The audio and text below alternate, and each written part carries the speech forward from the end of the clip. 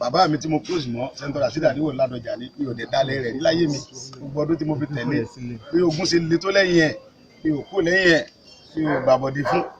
Ẹ káàárọ̀, ẹ káàsán, ẹ káalẹ́ according to your time ní gbogbo ibi tẹ́ bá ti ń gbọ́ wa. Orúkọ tí tèmi kò yí padà, Kọ́mi Lamid Àkànbí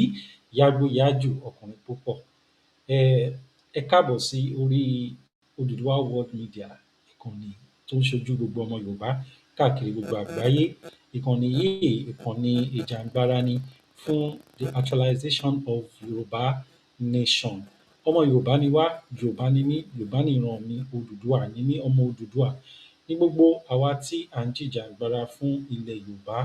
fún ọmọlúàbí. Ètò tá a mú wá síwájú yín kò ń ṣe this is just an update. Ṣé understand? Update là mú wá. Àsìkò dá tiẹ̀ mọ̀. Òun ló mú mi lọ sí orí fídíò tí ẹ kọ́kọ́ wo intro ẹ̀ tí ẹ ti wò tẹ́lẹ̀ yẹn. Intro yẹn tó já sí pé bàbá wa Chief Sunday Ìgbòho Òòṣà, owó baba Dami Ẹkùn ọkọ Fúlàní, tí wọ́n ń sọ̀rọ̀ nípa bàbá wa Ládọjà, Kábíyèsí Olúbàdàn of Ìbàdàn land. Kábíyèsí o bàbá wa. Tó túmọ̀ sí pé ọ̀rọ̀ dáadáa, ìṣesí wọn pẹ̀lú bàbá wa Chief Sunday Ìgbòho, tó bá jẹ́ wípé bàbá wa Chief Sunday Ìgbòho jẹ́ ẹnìkan tí ò kí ń jà fún ẹ̀tọ́ àwọn ọmọ ènìyàn ni, tàbí wọ́n ní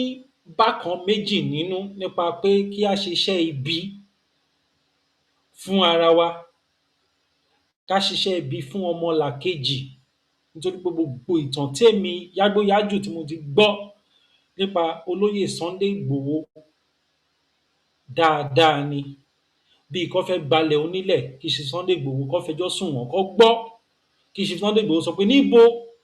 ta ló fẹ́ gbalẹ̀ yín, ó yá ẹ jẹ́ ká lọ síbẹ̀. Wọ́n á dẹ̀ débẹ̀, wọ́n á make sure pé wọ́n settle láì tẹ̀jẹ̀ sílẹ̀, láì ta nǹkan kan sílẹ̀. Wọ́n á make sure pé wọ́n gbalẹ̀ yẹn fún ẹni tí ó tọ́ fún, ẹni tó ti sanwó ilẹ̀. Nǹkan bí ìrẹ́jẹ, bàbá wa Chief Sunday Ìgbòho ó kọ́. Mo dẹ̀ fẹ́ fi àsìkò yìí, mo fẹ́ fi kí bàbá wa Professor Banji Akintoye pé ẹ̀yin lẹ kú oríire ọmọ yín, bàbá tíá, olóyè Sunday Ìgbòho, tí gbogbo wa gbà fún lórí Odùduwà World Media, ni wípé ẹ gba orúkọ burúkú lórí wọn. Ọpẹ́ ni fún Elédùmarè tí kò jẹ́ kí bàbá wa Adébánjí Akíntóyè kí wọ́n gba orúkọ burúkú lórí ọmọ kankan tí ó ń tẹ̀lé ìjàngbara orílẹ̀-èdè Yorùbá. Ẹ ní gba orúkọ burúkú bàbá wa Professor Banji Akintoye. Ìlú Amẹ́ríkà tẹ́ wà yẹn, ọkàn yín á balẹ̀ lágbára Elédùmarè. Nígbà tá a bá máa gba Yorùbá nation, ojú ẹ̀mí yín ló máa ṣe, ẹ̀yin lẹ máa na àsíá yẹn sókè. Ká má fi ọ̀rọ̀ lẹ̀ sọ̀rọ̀ lórí fọ́nrán tí a fẹ́ fi wọ̀n yín. Mo fẹ́ kí bàbá wa olóyè Sunday Ìgbòho kí wọ́n kíyèsí ara gidi gan.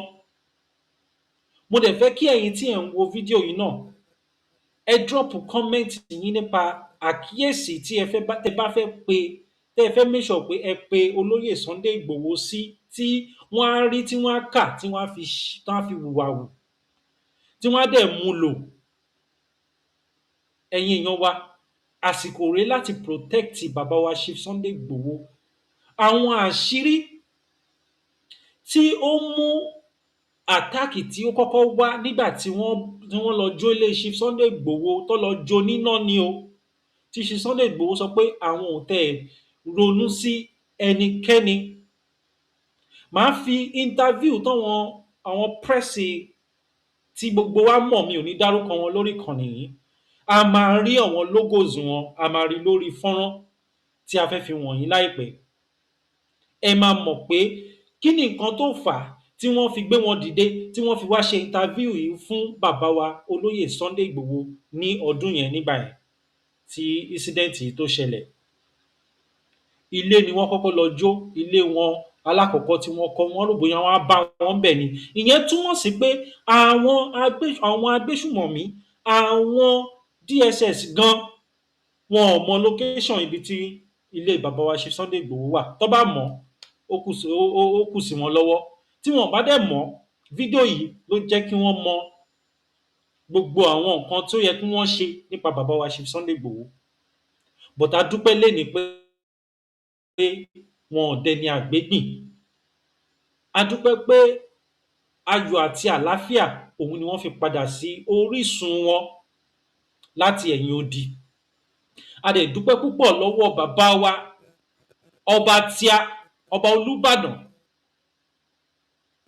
bàbá kábíyèsí o mo ṣí fìlà forí adé o kábíyèsí bàbá wa inú wa dùn ìròyìn ayọ̀ tá à ń gbọ́ nípa yín ó múnú àwa ọmọ Odùduwà ó mú wa dùn àwọn ọmọ Yorùbá àtàtà ó múnú wa dùn màá fẹ́ kẹ́ wo fọ́nrán yìí. He wants to address. He wants to talk to journalists now. So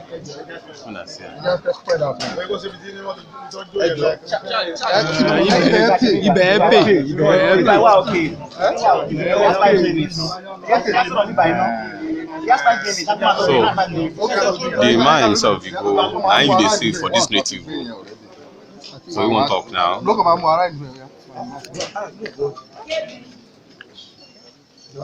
No, mo fẹ́ record.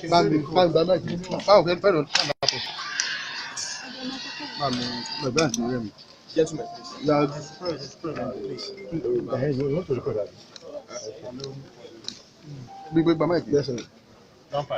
yeah. I'm good. Are we good? Orúkọ yín sà àti orúkọ mi ní Sunday Adé ìwé mọ̀ sí Sunday ìṣẹ̀lẹ̀ tó ṣẹlẹ̀ nígbà yìí. ó tún ṣẹlẹ̀ ní pé nǹkan bíi mẹ́ta àbọ̀ ìdájí ni àwọn àbúrò tó ń sùn ní ilé mi ní old house níbẹ̀ tó sáré wá kí géètì ni wọ́n á jí àwa wọ́n á jí ní pẹ̀lú àwọn ọ̀tàjọ́ wa bíbá yìí àwọn ọjà kan wá sí old house níbẹ̀ wọ́n bẹ̀rẹ̀ sí yìnbọn wọ́n já géètì wọlé wọ́n dẹ̀ ti ní ẹ̀kọ́ ilé àwọn méjì tó wà mẹ́sà kámẹ́rà tàbí sáà wọ́lá fún ẹ̀mí wọ́lá tó wà bíbá yìí bàtà sáà dọ́wọ́ bàtà ìfi dọ́wọ́ wọ́n sálọ àṣà pé àwọn panápaná pé kí wọ́n pa iná yẹn dọ́kẹ́ ìjọba lójú mẹ́rin ni pé mi ò tiẹ̀ expect pé kí àwa Yorùbá ká máa sọ̀pọ́tì Fúlàní herdsmen ajínigbé takò mí lórí nǹkan tí mò ń fà láwọn Fúlàní ajínigbé ohun tí mò ń ṣe ni pé àwọn Fúlàní wọ́n ń pa àwọn bọ́dà wa lórí ilẹ̀ bàbá wa wọ́n ń jí wọn gbé wọ́n ń rèpù wa gbogbo nǹkan tó ń ṣe pẹ̀lú wa kò sí nǹkan tó dáa mo wá ń gbìyànjú pé ká kóra wa pọ̀ ká lé wọn kálàáfíà lè jọba lórí ilẹ̀ ní orí ilẹ̀ bàbá wa ilẹ̀ Yorùbá ń bí nǹkan tó jọ mí lójú ni pé àwọn Yorùbá tún wá ń sọpọ́tì Fúlàní herdsmen láti wá kidnap lémi ó jẹ́ nǹkan tó bà mí nínú jẹ́ mi ò tiẹ̀ fura sẹ́nì kankan náà ọ̀nà bọ̀ mi ò fura sẹ́nì kankan bọ̀ mo mọ̀ wípé Yorùbá ní tí kulé ọba pa ni orí olè pa yẹn tí kò bá lọ́wọ́ àwọn Yorùbá kan nínú ohun tó jọ mí lójú ni pé nígbà tí wọ́n mọ̀ kọ́ wọn fi bá mi jà ṣé bíbi tí mò ń gbé lọ ẹ̀kan wà ìgbà táwọn lè jà tọ́ dẹ̀ lè yìnbọn tọ́ dẹ̀ lè jólé ná ibi tí mò ń gbé yìí lọ ẹ̀kan wà kádébí làwọn wá àbá ìrì evidence fún yín torí gbogbo wọn ò lè lọ àwọn ò lè lọ màá rí ẹ̀rí múlẹ̀ fún yín pé àwọn tó wá bá mi lérè àìdàkẹ́ bùkún wọn lẹ̀ tàbí kẹ́ bá kún ti kán lẹ́sẹ̀ tó ti yé but adúpẹ́ fọlọ́run pé àwọn náà lu mọ̀jàmùsá wọ́n lọ ibi tí wọ́n rí pé mi ò gbé láti lọ gba dúkìá mi jẹ́ tìǹbọ̀lé yẹn. àwọn tó ṣe irú iṣẹ́ ìpínlẹ̀ lè fi hàn fún mi. mi ò lé mi tiẹ̀ mọ́ tí mo fẹ́ kàn mi ò tiẹ̀ lè sọ. tí ẹ bá wo dúkìá tó bàjẹ́ nínú ilé yìí bí olórí ọ̀rọ̀ ìlú náà sọ yìí. nǹkan tó ń bàjẹ́ ń bẹ̀ kò gbọdọ̀ less than 50 million naira. bẹ́ẹ̀ni. àwọn ọ̀rọ̀ kan jà rọrùn pé nígbà tí àwọn ènìyàn dé èdè bí Haúsá náà sọ lẹ́nu. àwọn ọmọ tó wà ń bẹ̀ àwọn ọmọ méjì tó wà ń bẹ̀ ni wọ́n lè ṣàlàyé yẹn tí àmọ́ gómìnà sí ń bẹ̀ wọ́n táwọn ọmọ yẹn sọ ni pé wọ́n gbé ọkọ̀ bíi 5 àbí 6 wá so àwọn náà lè ṣàlàyé dẹ̀ pé mi ò sún bẹ́ẹ̀ bẹ́ẹ̀ kọ́ ni mò ń gbé mi ni mò ń gbé so àwọn ọmọ tó dẹ̀ jẹ́ bí àwọn ọmọ tó ń tẹ̀lé mi wọ́n já kíkẹ́ ju gbogbo ń bí lájọ wà. yóò wá sẹ́ni tó fara pánú ìṣẹ̀lẹ̀ yìí. àwọn àbúrò mi àwọn ò tiẹ̀ wọ́n sàtàlà fẹ́ mi wọ̀nyí àwọn méjèèjì sàtàlà fẹ́ mi wọ̀nyí. ǹjẹ́ ti iléeṣẹ́ ọlọ́pàá gbọ́ lórí ọ̀rọ̀ yìí. wọ́n ti bí àwọn ọlọ́pàá ti wá bẹ̀ ìdájí náà ti lọ sọ fún wọn dẹ̀ ti wá sí gbogbo wọn ti ṣàyẹ̀wò. so lẹ́yìn yẹn mo tún ń gbọ́ rògbòdìyàn kan lórí ọkùnrin kan tó ń pè ní Fẹ́mi Òdòdú àbí nǹkan arákùnrin yìí mi ò mọ̀ ó ní mo sọ ó ní bàbá Adédìbú gbéṣẹ́ fún mi ní 2009 gbogbo alamọ̀ pé bàbá Adédìbú kú ní 2008 mo rí pé dàbẹ́ ni pé ọpọlọ ọkùnrin yẹn kan lọ yẹ̀ ẹ́ wò bàbá Adédìbú ọ̀dẹ̀ tírèènì mi fúnṣẹ́ kankan mi ò close mọ́ bàbá Adédìbú bàbá mi tí mo close mọ́ Senator Rasheed Adéwòlú Ládọjà ní mi ò dẹ̀ dalẹ̀ rẹ̀ níláyé mi gbogbo ọdún tí mo fi tẹ̀lé pé ogun ṣe le tó lẹ́yìn ẹ̀ mi ò kó lẹ́yìn ẹ̀ mi ò gbàbọ̀dì fún wọn alọ́kùnrin yẹn ń sọ̀rọ̀ pé òun Fẹ́mi Òjòdú èmi àtúnṣe ṣe mítìn ní Ìbàdàn ní 2009 nígbà wọn fẹ́ dìbò wọn á rí i pé ọpọlọ ti ń dùn so wọn nígbà táwọn kẹ́ bí mi mo ní kó sọ pé kó fọmọ tó bí búra pé mi àtúnṣe mítìn kó jáde kó ṣe fídíò kó wá fi ọmọ rẹ̀ búra pé káwọn ọmọ tó ń bí yẹn wọn kú mọ́ lójú tó ń bá parọ́ ọ̀rọ̀ tó ń fẹ́ sọ mo rí i pé ọ̀rọ̀ wàhálà tí mò ń fà lórí ọ̀rọ̀ àwọn Fúlàní ẹ̀sìn mo rí i pé wọ́n ti fẹ́ kó sì níbọ̀ láti mọ fi ba orúkọ mi jẹ́ kó lè mú kí n wík irọ́ ni wọ́n dẹ̀ pa gbogbo ìtàn gbogbo táwọn olóṣèlú ń dá lórí ọ̀rọ̀ mi yẹn irọ́ ni wọ́n ń pa gbogbo tí Fẹ́mi Òdòdú àbí mi mọ́kùnrin yẹn rí náà Òdòdú yẹn àbójòdú ni wọ́n pè mi ò ní nǹkan kan pọ̀ pẹ̀lú ẹ̀ mi ò mọ́rí so gbogbo ohun tó lọ́hùn yẹn irọ́ ni wọ́n ń pa àfi tí gbogbo Fúlàní herdsmen tó ń pa àwọn fámìlì mi tó bá pò lórí ilé bàbá wa látó lè mi àti wọn tó níjà kò dẹ̀ sí olóṣèlú kankan tó lè fẹ́ mi lówó lórí nǹkan tí mò ń ṣe torí mi ò gbogbo jọ́tẹ̀mí àti èmi àtàwọn Fúlàní ajínigbé tí wọ́n ti ń gbé àwọn bàbá mi gbé láti ibi jọ́ mẹ́ta yìí tí ì bá yẹ pé mo lọbẹ̀ tọ́lọ́run fún mi ṣe láti lọbẹ̀ ìjọba kankan ọ̀rọ̀ àwọn pípò yẹn lọ́wọ́ náà wọ́n ṣe mọ́ pa wọ́n bẹ́ẹ̀ ẹnìkan kò lọbẹ̀ ìgbà tí mo tó lọ ní gbogbo ayé tó mọ tó ṣẹlẹ̀ ń bẹ̀ mo dẹ̀ gbọ́dọ̀ lọ torí ìlú mi níbẹ̀ fámìlì mi ni wọ́n